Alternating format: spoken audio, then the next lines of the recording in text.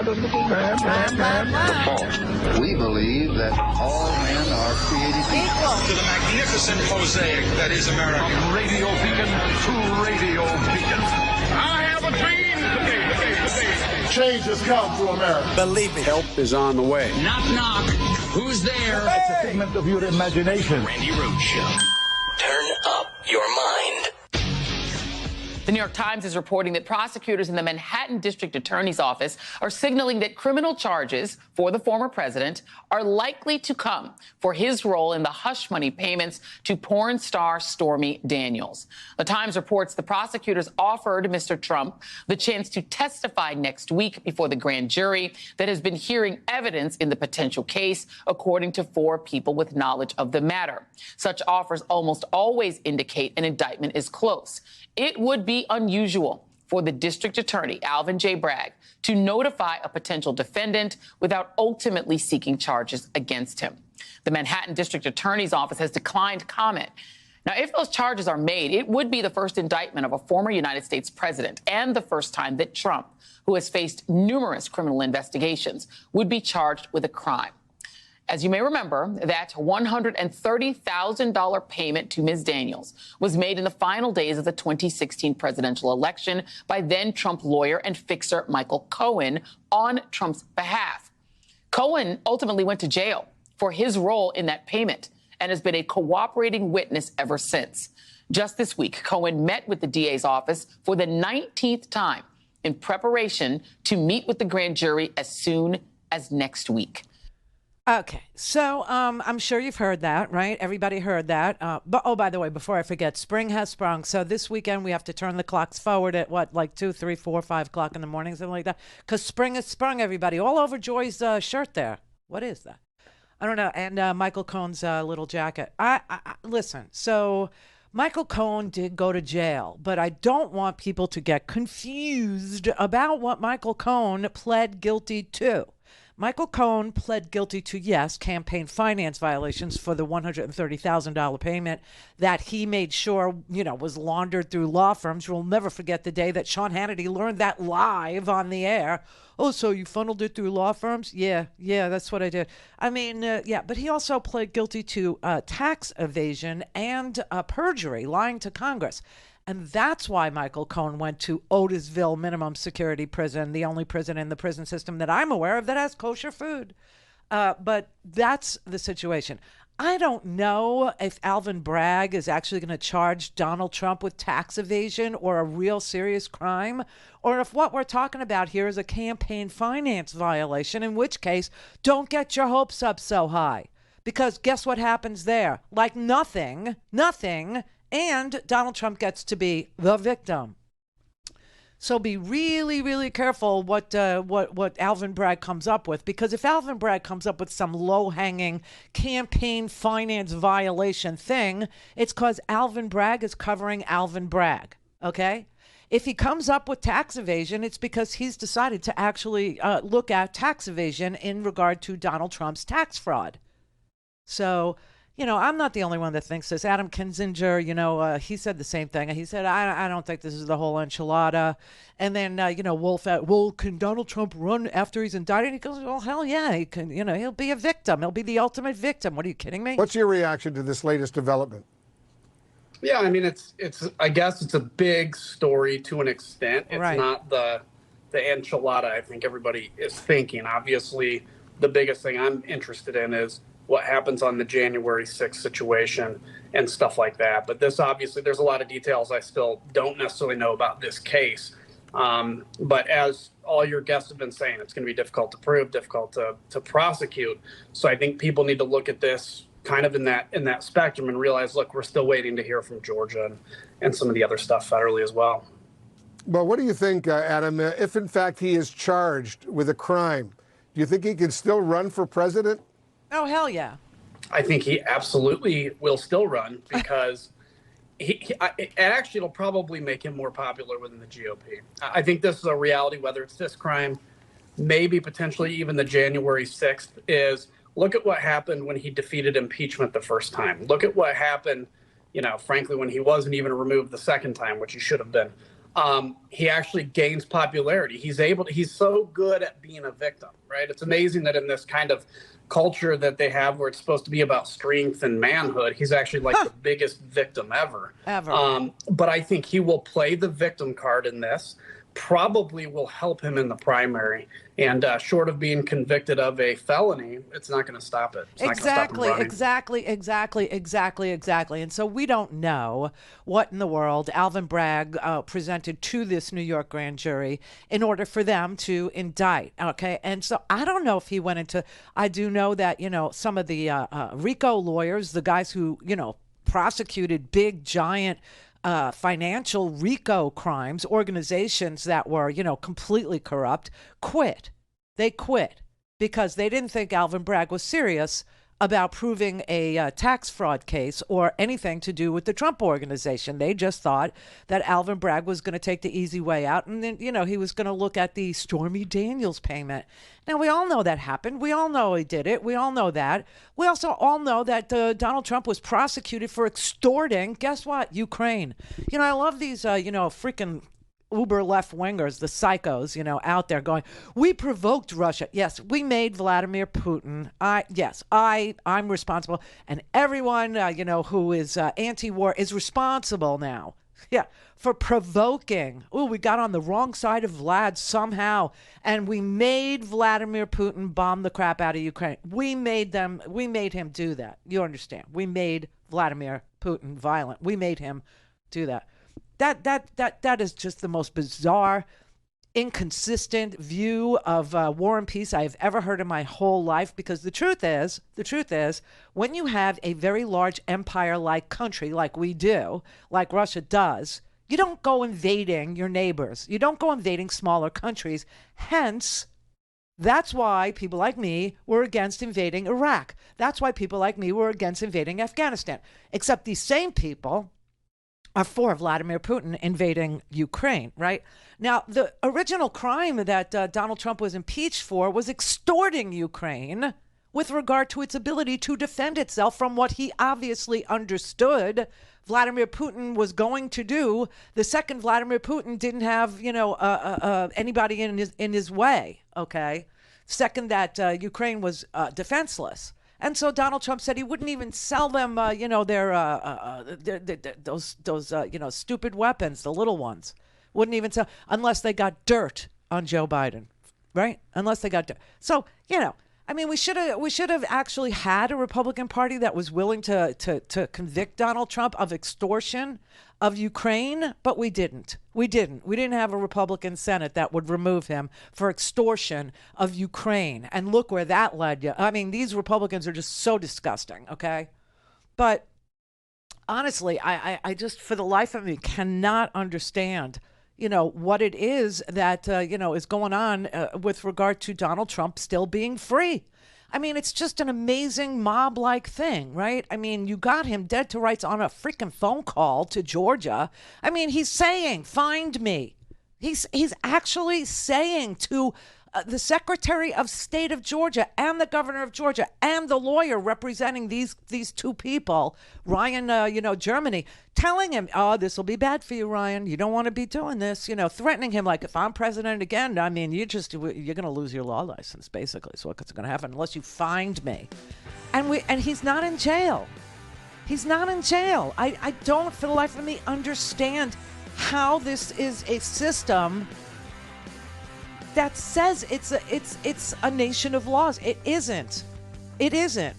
Look, it's never been equal justice under law. The goal was to move closer and closer and closer to the ideal. I'm not naive. More perfect, I get, it's a goal. It's an aspirational statement. But what in the world? How do we function in a country where the President of the United States previously can actually launder money through law firms, but only his lawyer goes to jail, where he extorts, unarmed nations basically with the ability to defend themselves with javelin missiles. That's what I was groping for, in exchange for dirt on his opponent? all things Randi at RandiRhodes.com. Go for launch. Speaking truth to power, the Randi Rhodes Show.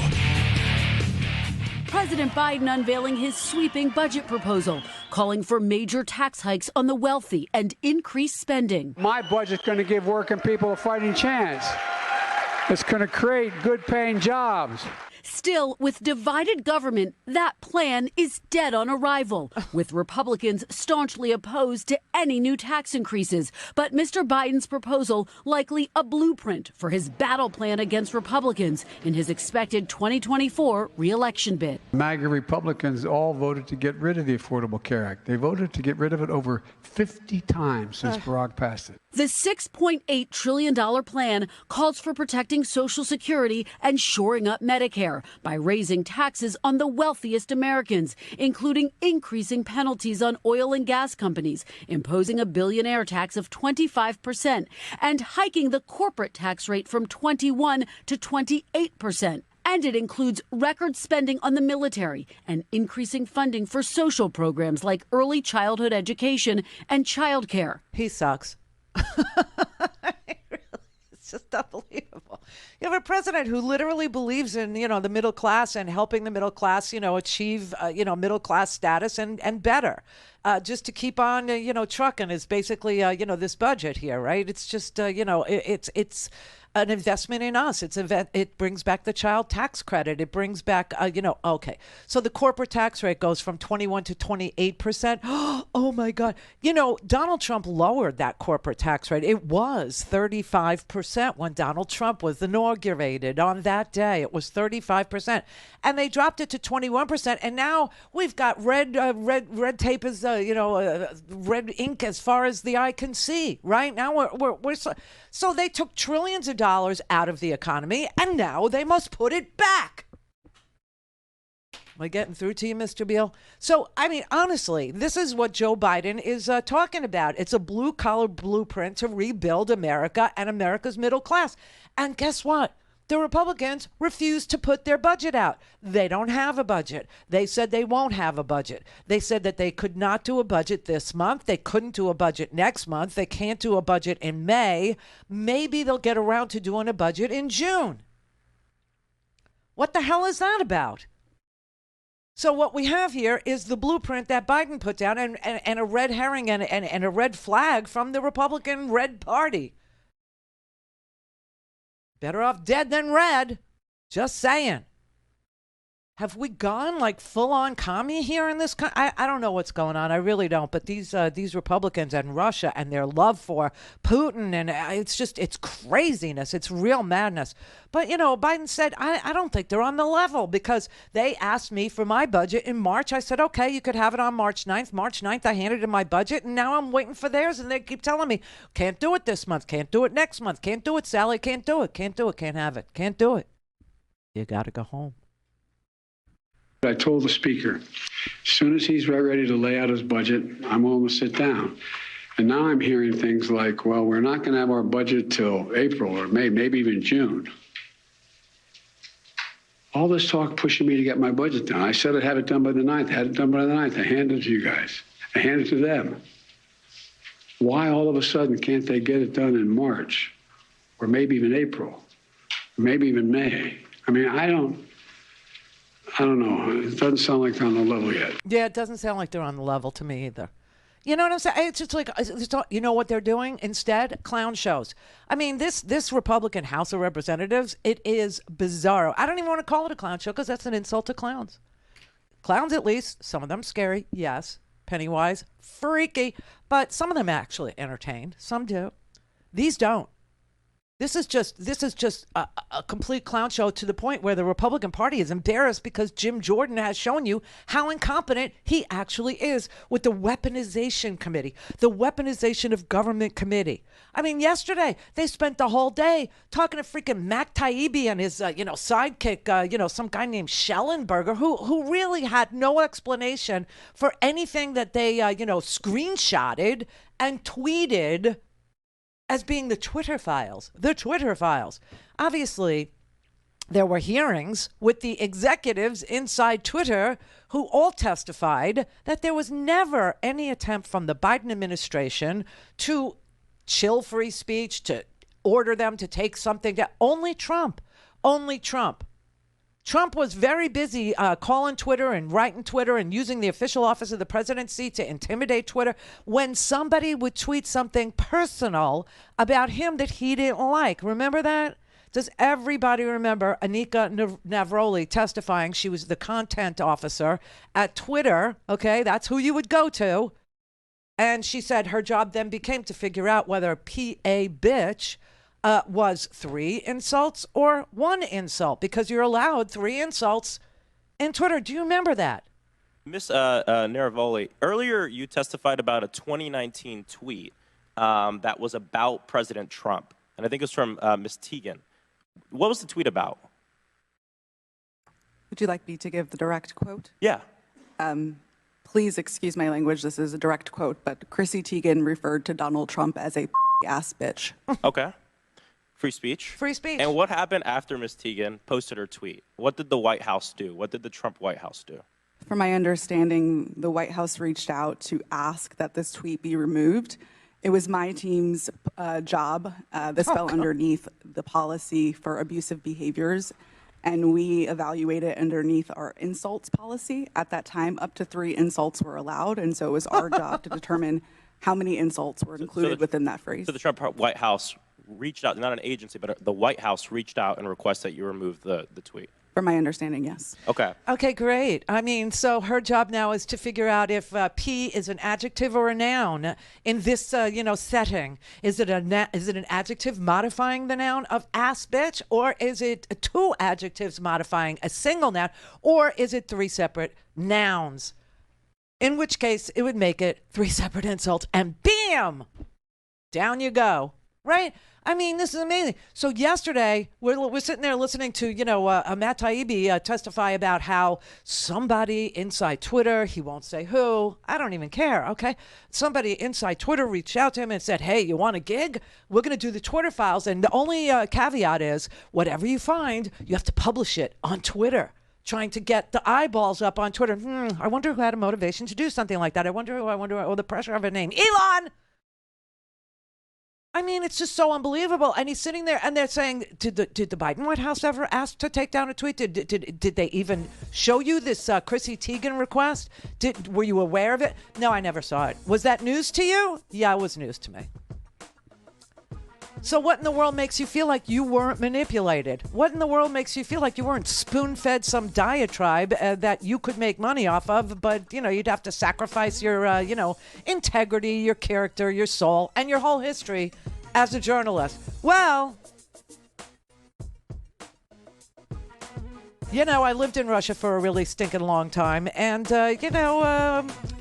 I'm sort of against all this anti-Russia stuff, so, maybe I will be the one that actually defends Elon in this manner, because they don't believe that Russia interfered in the 2016 election. This crowd, this group, they don't believe that, even though people were indicted for doing exactly that. Okay.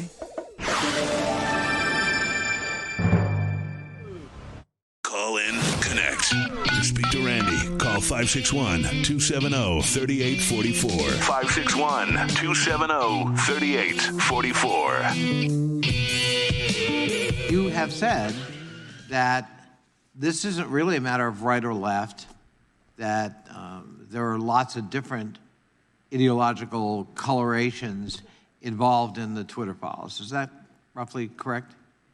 Yes. And Mr. Schellenberg, you would agree with that? Yes. So when you release information, have you released any information of, for example, right-wing elements or the Trump White House attempting to moderate content at Twitter? Yes.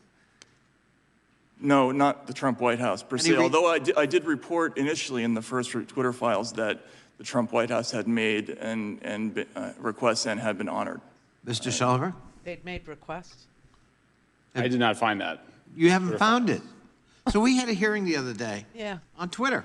Yeah. And we had 4 witnesses, 3 for the majority, 1 for the minority, and all 4 testified under oath they had never received a request for content moderation or takedown by the Biden White House, but they did from Donald Trump's White House. And specifically, the case brought up was an exchange between Donald Trump, then President of the United States, and Chrissy Teigen, where he had called her something and she called him something back. I won't repeat it. And this was under oath confirmed. Yeah, that happened, and that the White House shortly thereafter, after Teigen had her email about the president, which was pejorative, that the White House called Twitter to try to take down the content. Are you aware of that, Mr. Tebbe? Yeah, I've certainly heard that in the news, yes. And in the news? Did you see that email exchange? No, I have not seen an exchange from the Trump White House. So you did a deep dive for the Twitter one from files. Congressman Schiff and one from Senator Angus King. Yeah, nice try. Yeah. We're talking about the Trump White House and people under oath confirming it. And my question is, in the Twitter files, did Elon Musk or Twitter provide you with that exchange with Chrissy Teigen?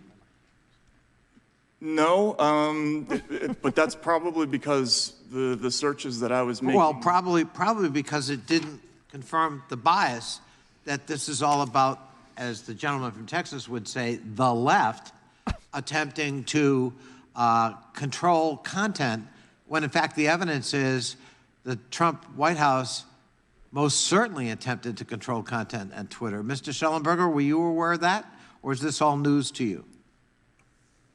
I already answered that question. No, I mean specifically the Teigen exchange. Yeah, the Teigen exchange was news to me. I'm probably mispronouncing her name. I'm sorry. Oh, yeah, great journalist over there. Really, really good. They missed it. They missed it. They're supposed to be doing the deep dive into the conservative bias that Twitter has. Anybody been on Twitter lately? Anybody? It's a sewer of right-wing swill. I mean, it's eaten up with hostility, hatred, bullying, pigs.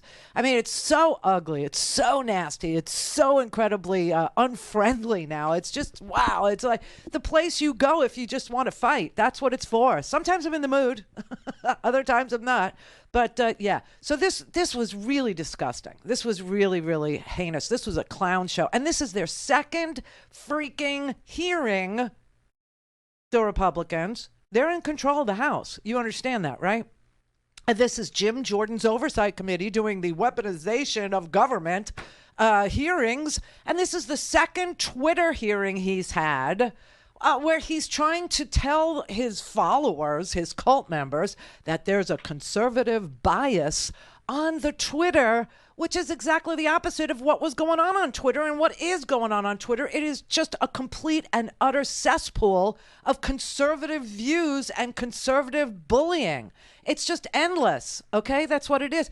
But the idea that he keeps on trying to show the follower that there's some conservative bias in media. First of all, it's Twitter. Okay, it's owned by Elon Musk, for God's sake. He's not even a person who cares about what happens in America. You want to talk about a globalist? There you have one. Holy crap! It's unbelievable. It's unbelievable. It's just an amazing thing.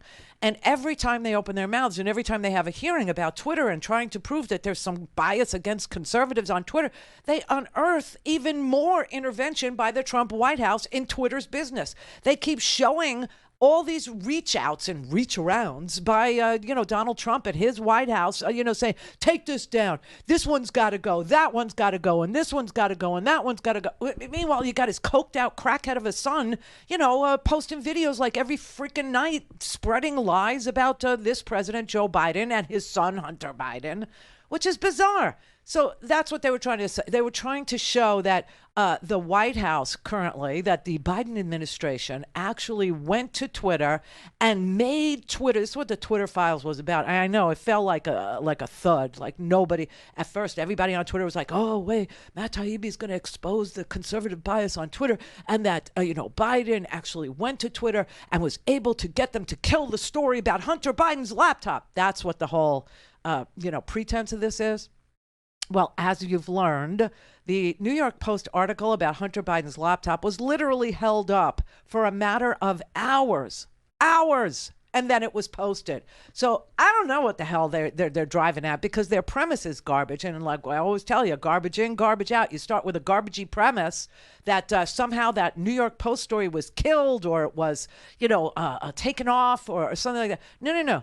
That story was up. That story was on Twitter. That story was there. It's the New York Post. It's Rupert Murdoch, baby. That's his other contribution to mankind, is the New York Post. Not just faux news. And at this point, why doesn't Jim Jordan just, turn this whole weaponization committee over to Tucker Carlson? I mean, it would go so much better.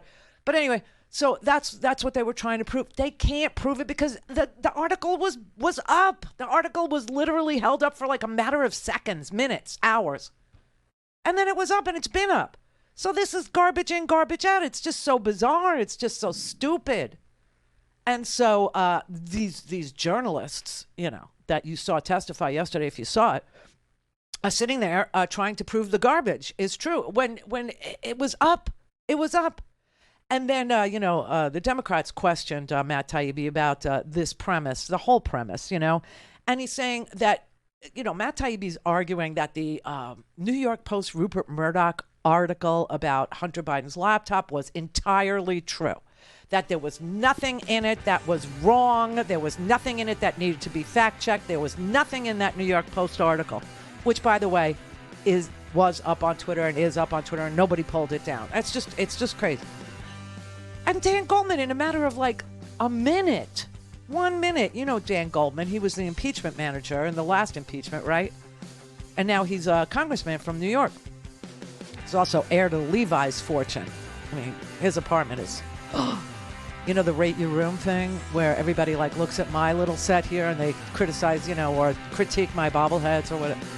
Dan Goldman's place in New York, oh my God, that's got to be like at least a $20 million apartment, and it's all white.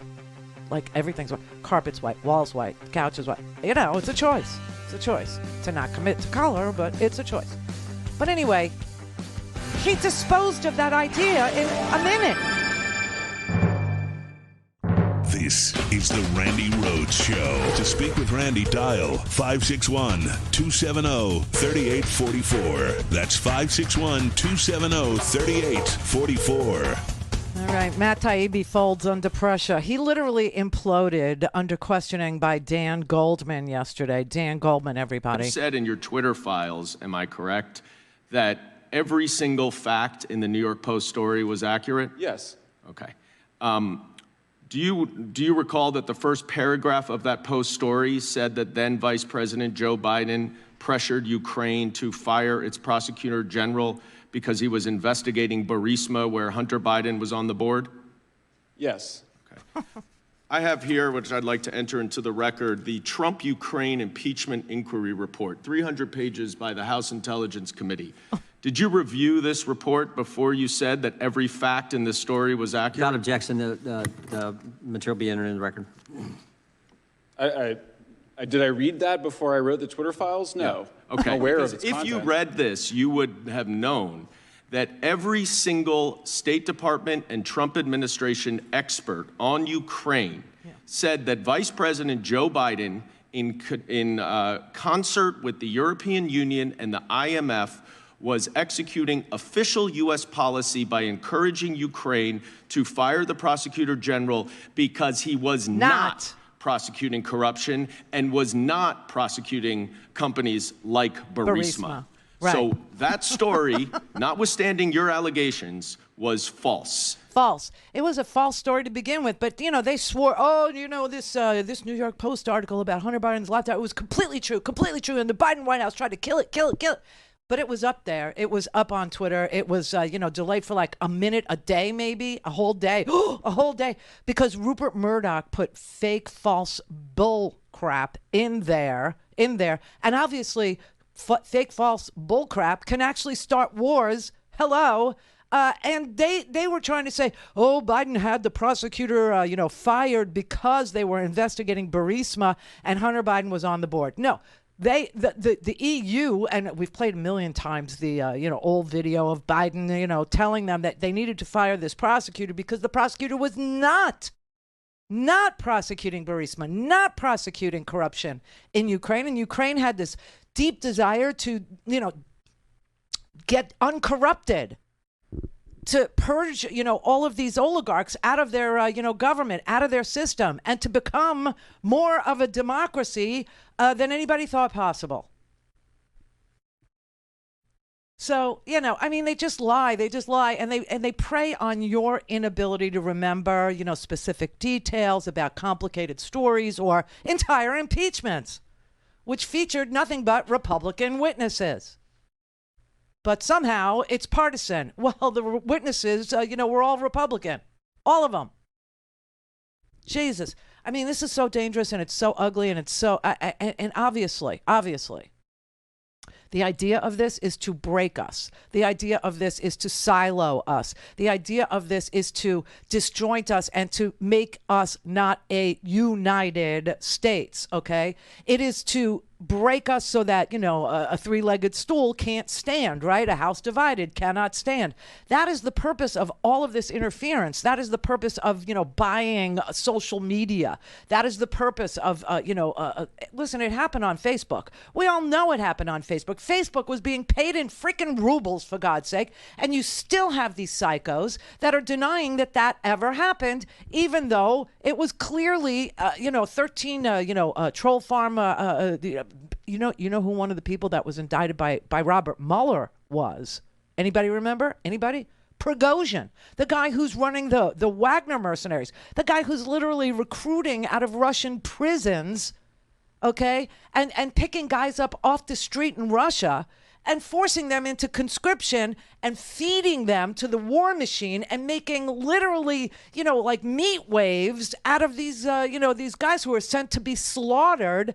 And then after the first group is slaughtered, he sends in another group to be slaughtered. And after the second group is slaughtered and he figures the Ukrainians are tired, that's when, they send in the regular army. The guys that he recruited for this private mercenary corps, he's literally slaughtering them. He's literally sending them to their own slaughter. And some of them are saying, we're not going.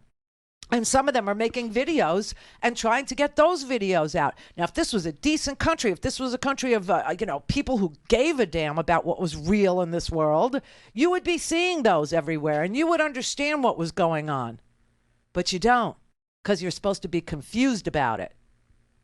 It's so bizarre. And so, there was, very simple questions. Very simple questions.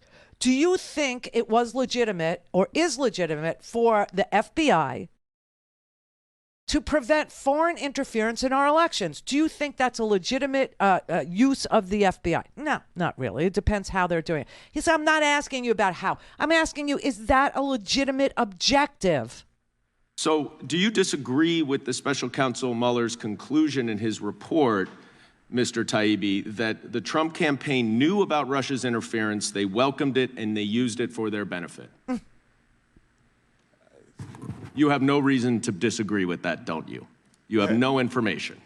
So after that foreign interference in our 2016 election, Twitter and other social media companies naturally wanted to work with the intelligence community to stop Vladimir Putin from interfering in our elections again. Mr. Taibbi, do you think it's a legitimate pursuit of the FBI to try to stop foreign interference in our elections? Again, sir, will I be allowed to answer this question, or? It's a yes or no question. Do you think it's a legitimate pursuit of the FBI? It's not a yes or no answer. No. I'm not asking how. I'm saying, as an objective, do you think it's a legitimate objective of the FBI to stop foreign interference in our elections? I think it's a legitimate objective to stop actual foreign interference. Okay. I don't know what the difference is, but that's fine. Well, since Russia used social media disinformation, according to Special Counsel Mueller, I understand you may disagree with the allegations, to interfere in our 2016 elections. Right. Are you trying to say that the FBI had no basis to inform social media companies about efforts to potentially interfere in our elections after 2016? I can tell you that I read internal Twitter emails where Twitter expressly talked about the fact that the FBI couldn't possibly know more than they did about whether or not there was Russian interference, and that in fact, even they couldn't determine which accounts were actually IRA and which ones weren't. Okay, I understand you like to filibuster. That was not an answer to my question, but I'll move on. Right. He was asking, do you think it's a legitimate objective for the FBI to warn social media companies, especially after 2016, which they all say didn't happen? Okay, they're all very clear in their belief.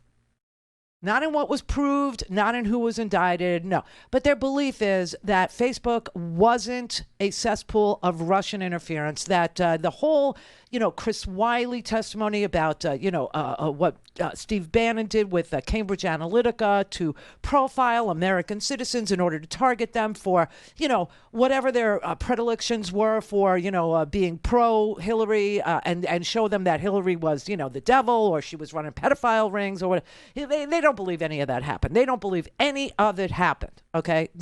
That's their... Even though it was proven, even though there was an entire investigation into Russian interference, and that Donald Trump knew it, welcomed it, encouraged it. Okay. So now they're saying, no, so I think Elon wasn't there, okay? He wasn't there in 2016, and he spoon-fed you crap that he wanted you to see, screenshot, and only report on his platform. Only report on his platform. Don't write an article. Don't publish anything. Don't write a book. Don't, nothing. No, just publish screenshots and your conclusions on Twitter.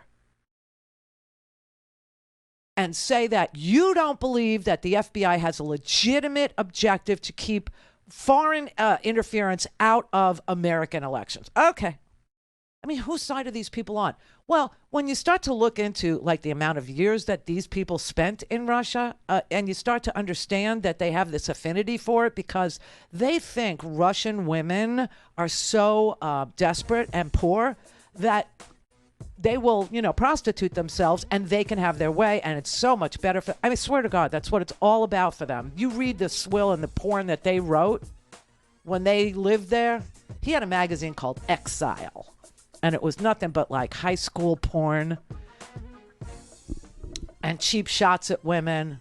He had a whole section, about women that he thought were ugly, fat ankle news. I mean, these are real pigs. It's sad. It's sad because Taibbi was, he was a Rolling Stone writer. He used to take on Wall Street. He used to actually advocate for, progressive ideas, call out the corporate greed. But he's 51 now, and I guess he didn't make enough money. I don't know. You should be ashamed, man.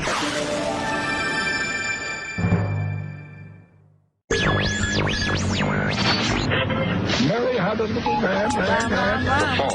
We believe that all men are created equal. To the magnificent mosaic that is America. From radio beacon to radio beacon. I have a dream.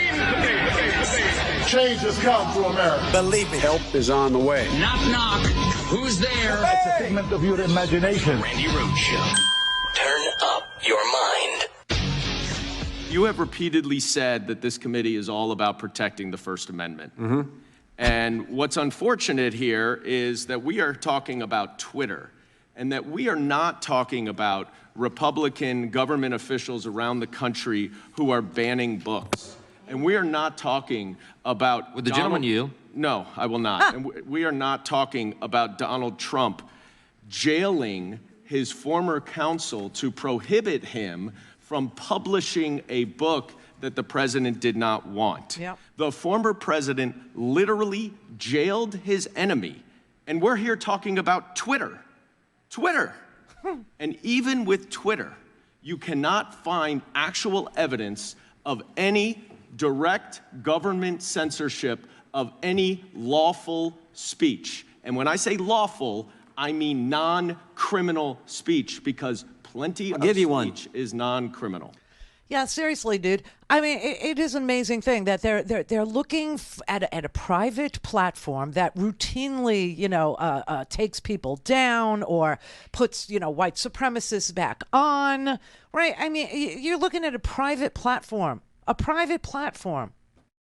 and not looking at what governors are doing across this country with regard to equal protection for women in this country, or book bans at the hands of the government, telling public libraries what they can and cannot have on their shelves. The governor of the state of Florida is telling public libraries what they can and cannot have on their shelves, and lying to the American people and saying, it's just porn I'm after. It's just porn. The Bluest Eye by Toni Morrison is not porn, okay? Books about the Holocaust are not porn, although they may be, Nazi porn, white supremacist porn, but it ain't porn. I mean, it is so unbelievable. And you want a real example of the government interfering in free speech? In Texas, they're proposing a law now. In Texas, this abortion ban is literally killing women and hospitalizing others who needn't have gone to the hospital. I mean, this case that the 5 pregnant women are signatories to, that they told their stories, painful as they are, and the 2 doctors that were included in this case against Texas, saying that they're killing the women in Texas with their pro-life attitudes that are so misguided that they're actually forcing women to flee the state. Women are terrified to be pregnant in Texas. You had a woman who, there were 2 women in this 92-page filing. There were 2 women who were carrying twins. And one woman had to leave the state in order to save the one viable baby because the doctor in Texas was unclear whether or not she could intervene in saving, one baby and not save the other. And would that doctor then be criminally prosecuted with a life imprisonment as a possibility, or losing your medical license as a possibility in the state of Texas? So now you got OBGYNs that are literally moving out, obstetricians moving out of the state of Texas. And Texas is going to have, they already have very high maternal mortality in Texas, okay? And now it's going to go through the roof because they're not even going to be able to get obstetric care. They're not even going to be able to find a doctor to give them, to deliver their babies, because doctors are freaked out by all this. But here, you want government interference in free speech? Okay, what I just was talking about is government interference in equal protection or in privacy rights, right? This one is free speech. So they have this proposed state law in Texas now, and they want to go to websites. They want to force internet service providers, ISPs, internet service providers, like browsers and other ISPs. They want to go and ask them to block any and all websites in Texas, like you're in communist China, like you're in freaking Russia.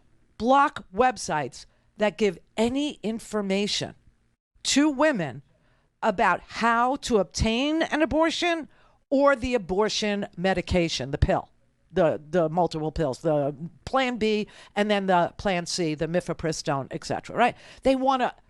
They're reaching. The government of Texas is reaching out to internet service providers to get them to block access for women in Texas, block their internet connection to any website that might advise them about where to go for abortion, whether it's out of state or out of the country. They already have, as you know, all these crazy laws in Texas that restrict access to abortion, but including, their vigilante laws, right? Which these women in this case say they were terrified that their neighbors would turn them in like a freaking Stasi, like secret police in East Germany. They were freaking scared to death to even Google, or tell their neighbors, ask their neighbors to watch their dog, or ask their neighbors to, water their lawn, or whatever it was, because they had to leave town to go save the life of one of their twins. I mean, this is so sad and so sick, and it should make you retch. It should make you sick.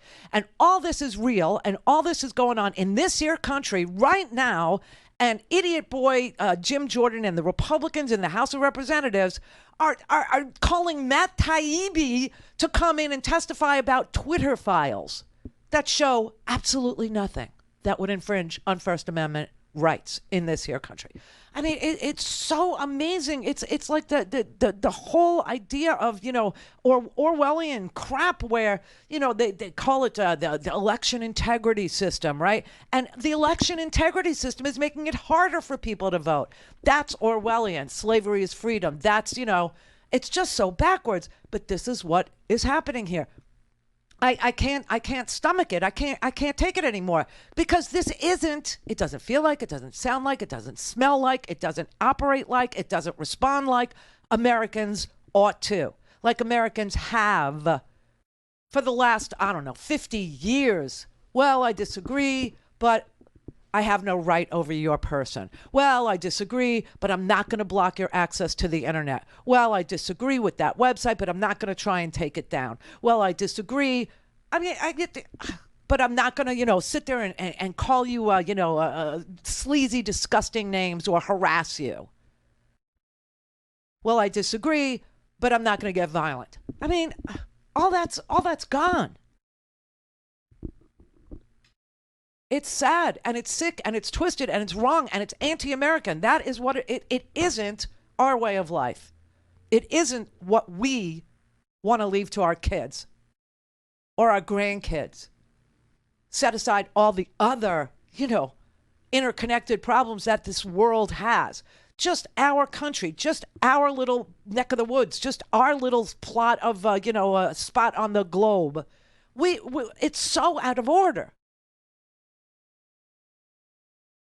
And you have a president who is a completely decent guy. You could disagree with his policy that invests in you. You can disagree with a child tax credit. You can disagree with forgiving student loan because for every dollar that was spent on a student loan, we get like $4 back, if not more. And you can disagree with that.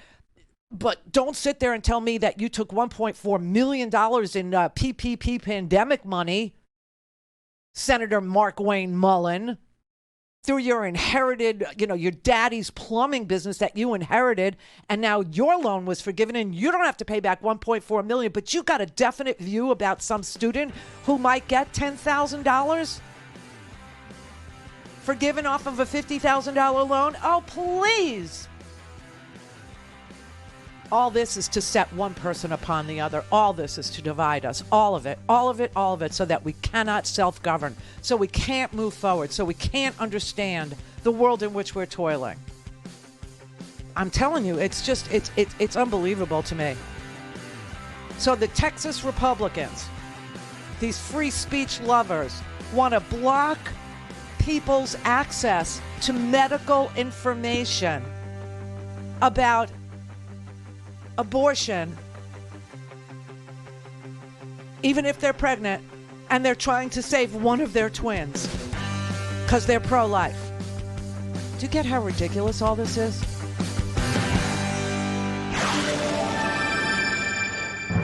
All things Randi at RandiRhodes.com. Go for launch. Speaking truth to power, the Randi Rhodes Show. 3 weeks ago, House Oversight had this hearing with actual Twitter executives who had actual firsthand knowledge about what happened in 2020. And that didn't go so well for the House Republicans because real evidence showed that there wasn't coordination between Twitter and the federal government as they'd like the American people to believe, and that all the so-called Twitter files really showed was a discussion on content moderation, and that we only got a fraction of the discussion. So now we're back again, no surprise. What else have they got to talk about? Not what's interested in the American people are interested, not what taxpayer dollars have brought us here to Washington to do. Right. And the Republicans have brought in 2 of Elon Musk's public scribes to release cherry-picked, out-of-context emails and screenshots designed to promote his chosen narrative. Elon Musk's chosen narrative that is now being parroted by the Republicans because the Republicans think that these witnesses will tell a story that's going to help them out politically. Exactly. That's it. That's it. And give more corporate tax breaks and more subsidies to corporations as they gouge us. I mean, it's so obvious what's going on here. It's so insane. And like I said, why don't you just let Tucker Carlson be in charge of government oversight and get it over with? Just get it over with. This is very sick. It's very sad. Everything is out of context, clips and out of context screenshots and out of and you got 240 and threads. Now you read through and it's all garbage. It's all garbage based on a garbage premise that that the New York Post article about Hunter Biden's laptop, that's what started all this, was somehow prevented from being posted on Twitter, which isn't true to begin with. And they latch onto this not true fact, this not true scenario, like a dog with a freaking bone. They've been caught red-handed lying about the fact that this article wasn't allowed to be posted when it was allowed to be posted and had been posted as proof that the Biden administration is infringing and impinging on free speech. That's garbage. Donald Trump is the one who actually got caught red-handed, insisting, using the full force of his White House, to get Chrissy Teigen's insulting tweet about him being some sort of a bitch taken down. And this is what we, like this is an issue. Like, this is what America needs to be fighting about anyway. While I'm showing you that Texas legislators are literally working to put legislation into law in that state that would block internet service providers from providing website connection for Texas women to reproductive health care information in that state. What the? Are we Russia now? Could somebody just announce that we've gone full on, fascist? Could somebody just say it? Could somebody just declare this is our chosen form of government? We believe in an autocracy. We believe that Elon alone can fix it. We believe in book banning. We believe in dictating to public libraries what can and cannot be on their shelves. We believe that Toni Morrison's Bluest Eye is not appropriate reading for anybody. We believe that under the guise of an Orwellian declaration that election integrity actually means making it harder and harder for Americans to vote is our policy. Just say it. Get it out of the way. Then let's debate it. Because your form of government and mine aren't the same. This isn't about two parties anymore. There is no Republican Party. There is no Republican Party. None. It is something else. It is either fascist or autocratic or oligarchical. I don't know. I don't know what you want to call it. But it ain't anything to do with Abraham Lincoln. And it's certainly nothing to do with American politics or American parties. They don't even have a freaking platform. You know why? Because they can't tell you what they're doing. If they told you, they'd have to give it the F word. They'd have to say fascist. They'd have to tell you. But you can see it. You can see it. Everybody knows it. Everybody feels it. Everybody's kind of aware of it. But the second that you try and discuss it in public, the second you try and post, something about it, or you take on somebody who's lying to your freaking face in your house, you're against free speech. 2 and 2 is 5. F you. And in the end, you will learn to love Big Brother. Brother David. Preach, sister, preach. Word to infinity.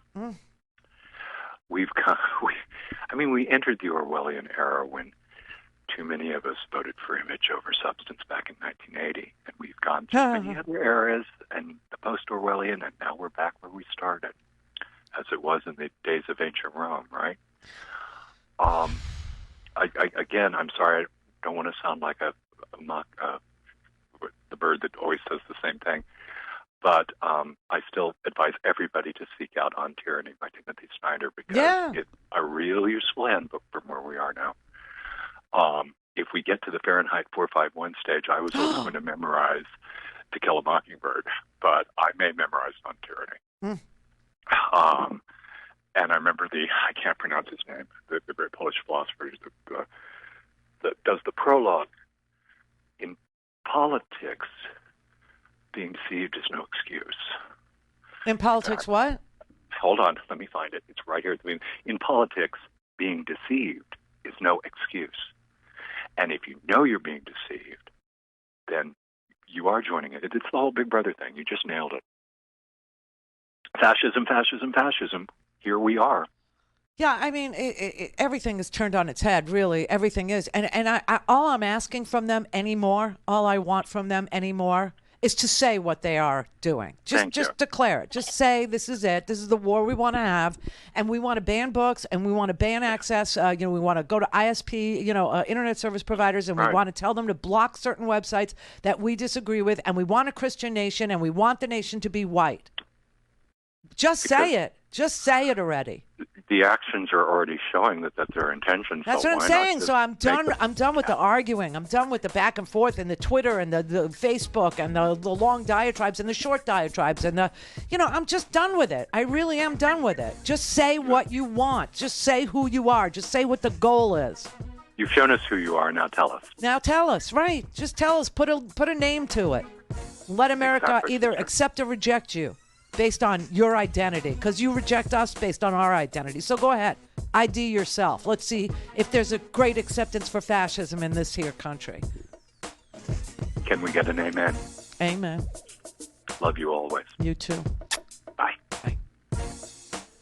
Just say it. Just name it. Just stop calling it the Republican Party and start calling it, the Fascist Party or the Party of One or Big Brother or whatever you're going to call it. But it ain't a legitimate party anymore. Call in, connect. To speak to Randy, call 561-270-3844. 561-270-3844. The House Republican budget plan is in the Witness Protection Program. It's in hiding. Why? Because they want to cut Social Security, they want to cut Medicare, they want to cut veterans' benefits, they want big tax cuts for the wealthy, the well-off, and the well-connected. They want to subsidize big pharma, subsidize big oil, and all the while continue to promote the big lie. I mean, that is not a political party. That is something else. That is just, like a cabal or something like this. I mean, the Republican Party, he says they're in the witness protection. They're AWOL. They're literally not doing their duty. Their jobs are to pass a budget. Okay, this is the first and immediate job that they have, and they're telling Joe Biden, no. We're not going to do it. We're very busy having our weaponization of, Tucker Carlson, hearings or whatever the hell that is. I don't even know what that is.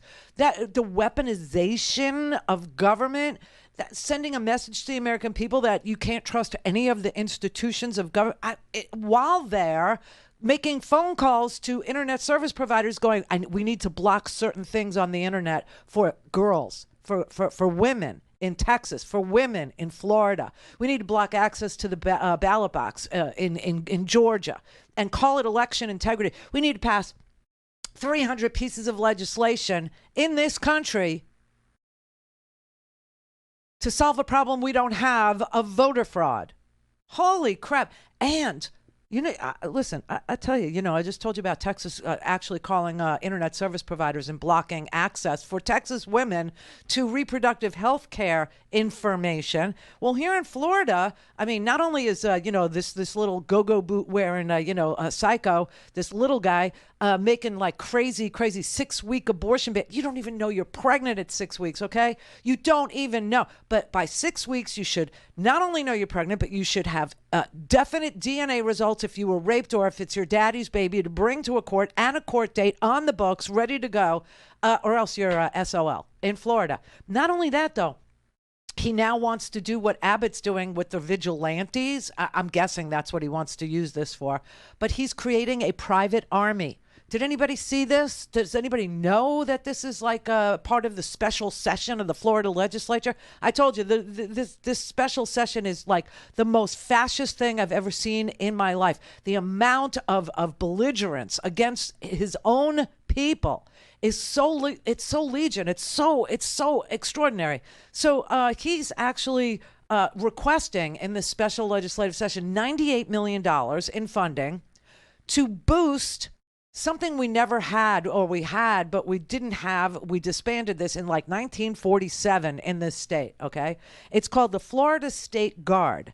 Well, we don't have a Florida State Guard. In 1947, Franklin Roosevelt, who had to federalize the existing National Guard, actually was able to declare victory. And so in Florida in 1947, the Florida State Guard was disbanded. And it's been dormant for over 70 years. Ron Death Sentence wants to reconstitute it. I just hope that you have to bring your own damn weapons, because everyone knows there's an arsenal here in Florida that's not being used in the possession of the citizenry. So he wants to actually reconvene the Florida State Guard, which was created during World War II for home defense because the Guard had to be deployed to fight fascism. So now he wants this new thing. He wants 1,500 soldiers. Yeah, he wants 1,500 soldiers that can't be called up or federalized by the President of the United States. He wants his own private army, answerable only to him. What could go wrong? I'm not kidding. He wants $100 million to do this. $100 million. He wants 1,500 soldiers, and they should all be answerable to him. And he actually put, it will not be subject, this is what it says in the legislation, it will not be subject to be mobilized by the federal government, and the federal government may not impose policies or penalties on the Florida State Guard, meaning you couldn't even hold them criminally responsible for taking a Floridian's life, or for, mal behavior, or for, negligence, or for violence, or for willful, homicide. You couldn't even hold them responsible. And he said, this is his comment, the purpose of the State Guard is to be a force multiplier for our existing emergency response capabilities and a force multiplier for our National Guard. So basically, he's establishing a vigilante militia, and he went even further. And Charlie Crist, Charlie Crist, who, obviously was not a good challenger for this guy. But he called him, the hand-picked secret police, which is the Stasi. This is the German secret police, where neighbor rats out neighbor. This is the Texas vigilante model, too, where neighbor rats out neighbor. And then the police come and take you away. Why does Ron DeSantis need a private army? Why? Why does he need $100 million to have a private army unanswerable to anybody but him? Unless the things that he's thinking of doing are so criminal that the feds would actually act.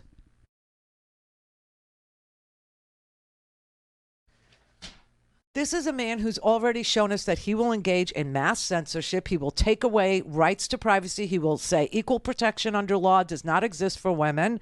Okay? He says his book banning thing is a hoax, that it's only porn and hate that's targeted, when it's clear that the PEN America, which is like one of the leading advocacy groups for free and fair, journalism in this country, have said he's banning books that have nothing to do with porn or hate. He's banning Toni Morrison. He's banning the Holocaust books. He's banning history books. He's banning, 20 books from one author who's written, she said there's not even one kiss in any of her books. This has nothing to do with his stated goal of getting porn out of schools. Like, who the hell has porn in schools anyway? Now everybody's imagining that there's porn all over the schools. There's never been porn in schools. But, the list of the books that are targeted for removal, it's Toni Morrison, it's James Patterson, it's Jodi Picoult. one of the books is called The Storyteller, just so you know. Okay, The Storyteller is about the granddaughter of a Holocaust survivor who meets an elderly SS officer. That's what the story is about. He doesn't want that in schools. He doesn't want that. She's the author of 20 freaking books. 20 books. 20 of her books have all been pulled out at the same time. She's like, this is the most shocking breach of freedom of speech and freedom of information that she's ever seen. I mean, she's a prolific author. She's legit. I mean,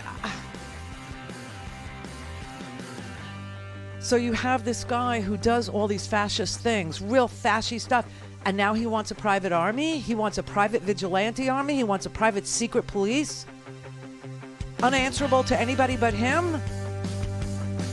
Are you freaking kidding me now? We used to call that the Confederate Army.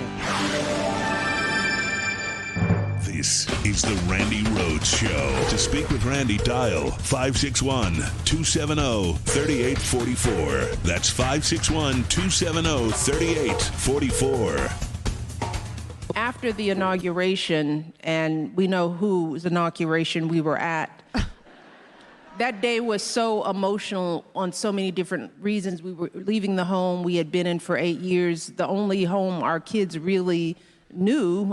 They remembered Chicago, but they had spent more time in the White House than anywhere. So we were saying goodbye to the staff and all the people who helped to raise them. There were tears. There was that emotion. But then to sit on that stage and watch the opposite of what we represented on display. There was no diversity. There was no color on that stage. There was no reflection of the broader sense of America.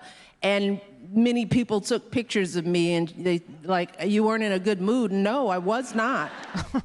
I love her. I just love her. Michelle Obama. She has a podcast called The Light Podcast. And she talked about, for the first time in all these years, she's never, weighed in on the inauguration of Donald J. Trump and why she was so, quiet and dour that day. And she was. Remember, I even remember what she was wearing. She was wearing like a burgundy coat. It was like she didn't even, want to be there. She did. But, her duty, her sense of, the transition, the peaceful transition of power and everything that ensued. Okay, she was there. She was there, and she was gracious. So was Barack Obama. And there's another comment she made about how when they went to, get on Marine One and, get flown away to Andrews Air Force Base, they looked down. And she said, there really weren't that many people there. And she said, and we saw it. We saw it. And then to listen to Sean Spicer lie from the get-go and that speech about American carnage. Oh my God! She stayed quiet, but remember W? Remember W? That little, a warmonger. He said, "What kind of bullcrap is this?" I mean, everybody knew. And the people who are spitting out their spleens to try and warn you about this next one, we're not wrong about that one either. We're not wrong about what would happen if, I don't know that people are gonna be pro Donald Trump again. I don't know. I mean, he lost. He lost last time, and he lost the Senate, and he lost the House, and, he's a loser. But what if Ron DeSantis, I mean, I'm telling you right now, these little fascists, these little, people who can't do the right thing because they really know. They know, the math does not work for them. They understand that they have to, sell the culture war. They understand that they have no fiscal policy that Americans are going to be proud of or that Americans are going to support, okay?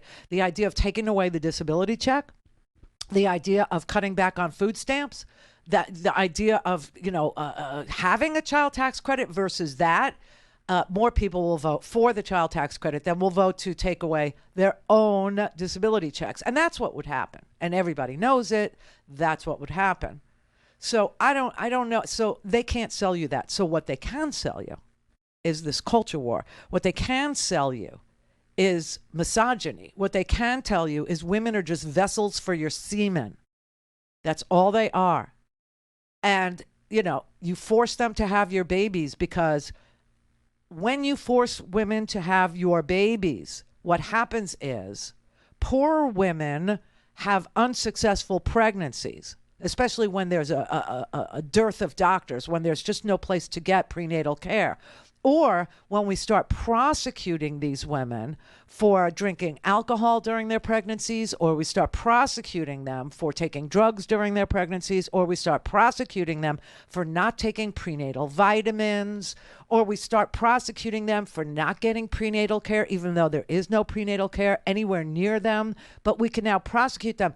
What will happen when that's the situation is you will get more poor women dying in childbirth, and you will also get more white babies.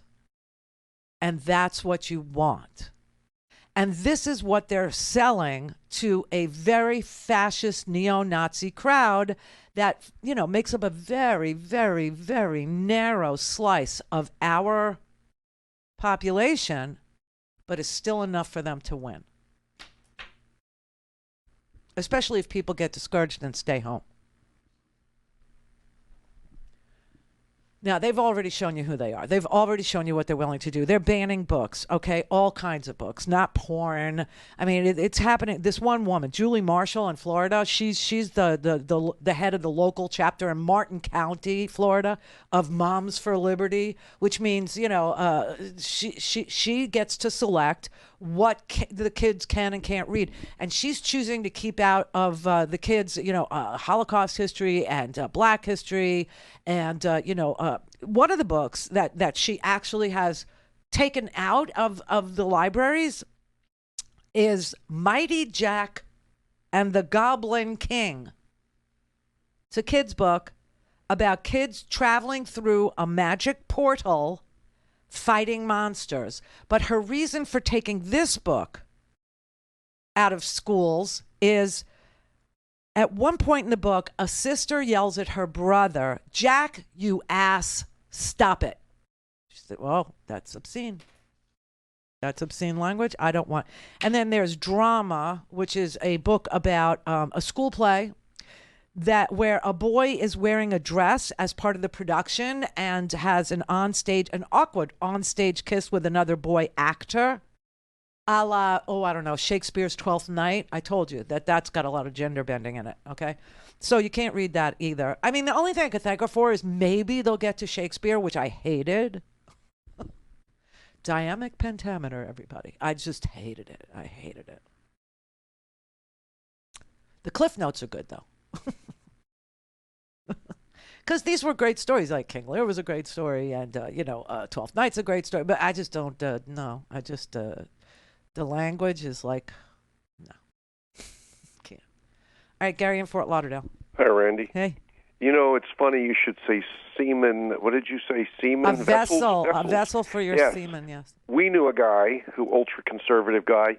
He referred to women as semen receptacles. Exactly. Okay. Also, Michelle Obama, that's somebody I would love to see have a shot at the White House.